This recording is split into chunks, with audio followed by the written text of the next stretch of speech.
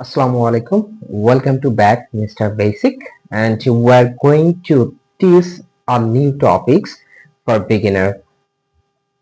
যারা প্রথমে স্পোকেন শিখতে চায় বা যারা স্পোকেন করতে পারে না বা ইংলিশে কথা বলতে পারে না বাট যাদের আগ্রহ আছে, এই ভিডিওটি শুধুমাত্র তাদের জন্য। খুব যত্ন সহকারে মনোযোগ সহকারে আমাদের এই ক্লাসটি করলে তারা প্রথমে বুঝতে পারবে যে আসলে কিভাবে কথা বলবো, কারণ তাদের সেই মোটিভেশনটা আছে। তারা নিজেকে ওই জায়গায় নিয়ে যেতে চায় যে আমি যেন ইংলিশে কথা বলতে পারি। আর আমরা সবাই জানি যে বর্তমান চাকরি থেকে শুরু করে প্রত্যেকটা সেক্টর খুবই কম্পিটিটিভ। সো কেউ যদি ইংলিশে ভালোভাবে কথা বলতে না পারে তাহলে কিন্তু সেই কম্পিটিশনের জায়গাটা নিজেকে পিছিয়ে রাখবে। সো লজ্জার কোনো কারণ নেই, আমাদের সাথে একদম প্রাইমারি অবস্থা থেকে আমরা ক্লাসটা শুরু করব। সো এখানে একদম নর্মাল ওয়ে আসবে। যারা অনেক বেশি জানে বা অলরেডি ইংলিশে কথা বলতে জানে তাদের কাছে ক্লাসটা হয়তো বা এতটা ভালো লাগবে না, বাট যারা একদম স্টার্ট করতে চাচ্ছেন তাদের জন্য আমাদের এই ক্লাসটি। সো আমরা কথা না বলে আমাদের ক্লাসে চলে যাচ্ছি। ফার্স্টে আমরা এখানে যে বিষয়টা উল্লেখ করতে যাচ্ছি সেটা হচ্ছে সাবজেক্ট, ভার্ব এন্ড এক্সটেনশন হিসাবে আমি এখানে খালি রেখেছি। তো সাবজেক্টের ক্ষেত্রে আমরা যদি বলি, এখানে আমি লিখেছি আই, উই, ইউ, এছাড়া কিন্তু আরো অনেক পার্সন আছে। এখানে থার্ড পার্সনের যে সিঙ্গুলার নাম্বার আছে, প্লুরাল নাম্বার আছে, এগুলো কিন্তু অলরেডি আছে, বাট আমরা জাস্ট এখানে তিনটা লিখেছি, আই, উই এবং ইউ। এবং এখানে অনেক ভার্ব আছে আমরা জানি, বাট এখান থেকে আমি জাস্ট চারটা ভার্ব লিখেছি। তো আমরা এইরকম আরো যে ভার্ব গুলো আছে সেইগুলোর সাথে অ্যাড করে নিতে পারবো। আমরা জাস্ট ওয়েটা দেখবো যে কিভাবে এই সাবজেক্টের সাথে এই ভার্ব গুলো যুক্ত করে এবং পরবর্তীতে আরো এক্সট্রা কোনো কিছু যুক্ত করে একটা সেন্টেন্স কিভাবে গঠন করতে হয়। তো ফার্স্টে আমি বলছি যে আই যে শব্দটা, এটা অর্থ হচ্ছে আমি, আমরা এটা মোস্ট অফ দ্য পার্সনই জানি। ওই শব্দের অর্থ হচ্ছে আমরা। ইউ শব্দ হচ্ছে তুমি, তোমরা, আপনি, আপনারা। এই যে এই জাতীয় যে কথাগুলো বলি বা তুই, এই জাতীয় সম্বোধন করার জন্য বাংলায় যদিও আলাদা আলাদা তুমি, তোমরা, আপনি, আপনারা আছে, বাট ইংলিশে একটাই মাত্র ওয়ার্ড আছে, সেটা হচ্ছে ইউ। সো আমরা যদি এখন যদি বলি এই আয়ের সাথে এই সাবজেক্টটা সাথে আমরা এই ভার্বটা যুক্ত করব, তাহলে কি হবে? I read. I read. এখন যদি রাইট এর সাথে বলি আই রাইট। আই রিড মানে কি? আমি পড়ি। আই রাইট মানে আমি লিখি। আই গো মানে আমি যাই। আই কাম মানে আমি আসি। I read, I write, I go, I come. তাহলে আমি আই এর সাথে যুক্ত করলে এই সেন্টেন্স গুলো করতে পারছি সহজভাবে। তাহলে এখন যদি আমরা উই এর সাথে যুক্ত করি তাহলে কি হবে? উই রিড, আমরা পড়ি। উই রাইট, আমরা লিখি।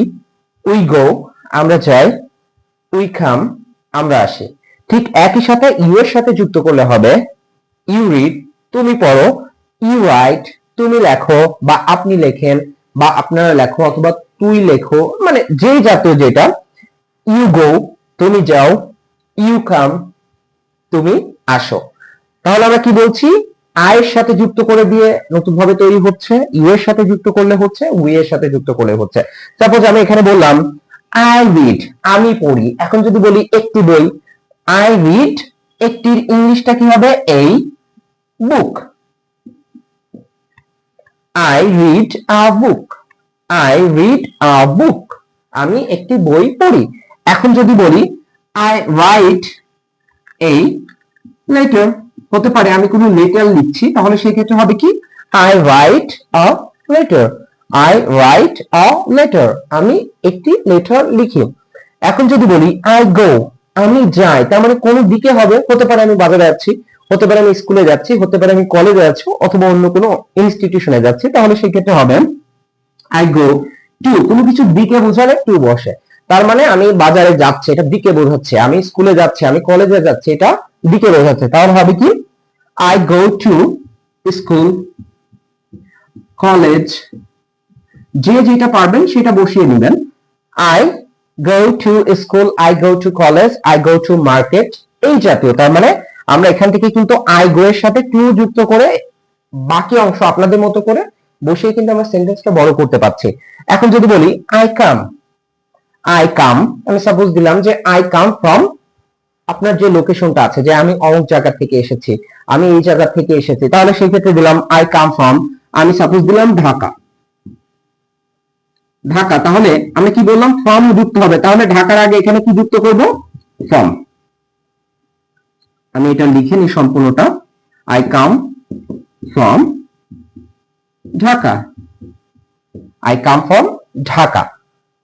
তাহলে এই ক্ষেত্রে আমি কি বললাম যে আই এর সাথে আমরা এইগুলো কিভাবে গঠিত হয় সেটা দেখলাম, এর সাথে আমরা এক্সটেনশন যুক্ত করেও কিন্তু কি করতে পারছি সেন্টেন্স মেক করতে পারছি। এই যে সেন্টেন্স মেক গুলো করতে পারলাম এটার প্রত্যেকটা কিন্তু মুখে বলতে হবে, কারণ স্পিকিং জানতে হলে বা শিখতে হলে অবশ্যই মুখের জড়তা কাটাতে হবে এবং লজ্জা কাটাতে হবে। যদি লজ্জা থাকে তাহলে স্পিকিং করতে পারবেন না।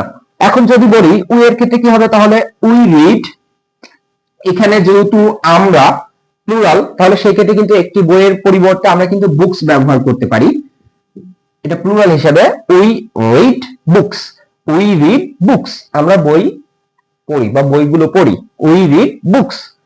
উই রাইট লেটার্স, হতে পারে লেটার্স, হতে পারে অন্য কিছু যেটা আপনারা লিখেন, we write letters, we write letters. এই ক্ষেত্রে কিন্তু we go to school, same we go to school, we go to college, we go to market, we go to, আপনার যে স্থানে যাচ্ছেন সেই স্থানে যুক্ত করে দেবেন। ইউ এর ক্ষেত্রে কি হবে, ও এর ক্ষেত্রে কামের সাথে যদি দিই we come from Dhaka, we come from Dhaka, অথবা আপনার যে লোকেশন সেটা দিলেও কিন্তু হবে। একই সাথে আমরা যদি ইউ এর ক্ষেত্রে বলি you read a book, you read books, no problem, you এর সাথে কিন্তু আমরা রিড যুক্ত করে এই বুক ব্যবহার করতে পারছি অথবা বুকস ব্যবহার করতে পারছি। You read a book or you read books. You write a letter or you write letters. Both are correct. You go to a school, you go to college. Both are correct in here. You come from Dhaka, you come from Dhaka. এইগুলোর ক্ষেত্রে তাহলে আমরা কি করতে পারছি, সেন্টেন্সটা কিভাবে বড় করতে হয়, নিজের মনের ভাবটা কিভাবে প্রকাশ করতে হয়, এই যে ক্লাসটা, এই ক্লাসে কিন্তু আপনারা কিছুটা হলেও জানতে পারলেন।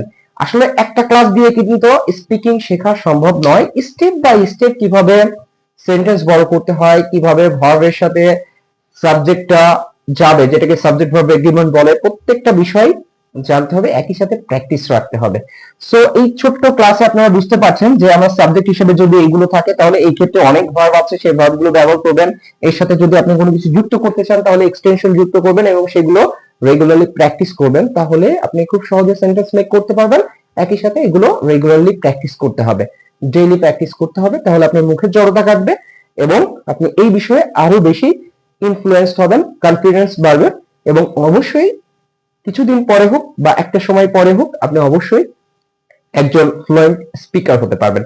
সো মিস্টার বেসিকের সঙ্গে থাকবেন, আমরা নতুন নতুন ভিডিও নিয়ে কিভাবে একদম বিগিনার যারা আছে, শুরু থেকে যারা শুরু করতে চায় তাদেরকে হেল্প করার জন্য আমাদের এই চ্যানেলটি আসলে আমি খোলার চেষ্টা করেছি। সো আমাদের সঙ্গে থাকবেন। If you don't subscribe, please subscribe as soon as possible and stay with us to get more videos and press the bell icon button to get more videos. So today I wanna go. Bye. Assalamu alaikum.